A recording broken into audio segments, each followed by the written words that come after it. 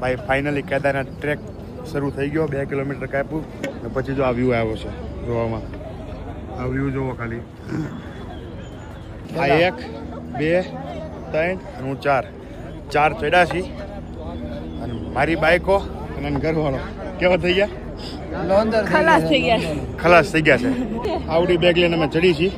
પણ અમારી ઈચ્છા છે કે મહાદેવ પાસે મહાદેવને મળવું હોય તો કષ્ટ ભોગવવા પડે. 100%. અમે બધા વોક કરીને આવી છીએ. આ બેન બી પડી ગઈ જો.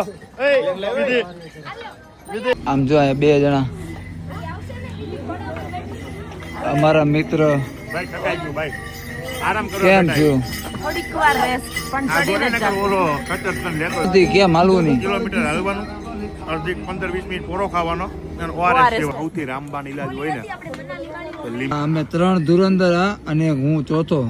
અમે 4 વૈધા છે ઉપર જવામાં હાલીને. કેદારનાથથી થોડાક દૂર અને હવે ફાઇનલી અમે 6 જણામાંથી 4 જણા ટ્રેકિંગ કરતો. અત્યારે આપણી ભેગું આપણી જોડે વ્લોગમાં જોઈન થઈ ગયા છે. કઈ હારું લગાડવાની 2-3 શબ્દ એવા આપણે કીધા ને તો થોડુંક છે ને એને દિલ ઉપર દાદાની દયા. દાદાને પછી મારે એક શબ્દ કહેવો છે એ હું રીલમાં તમને કહીશ. જરાક મળીએ બરોબર. બાકીની રીલ કાલ બતાવું.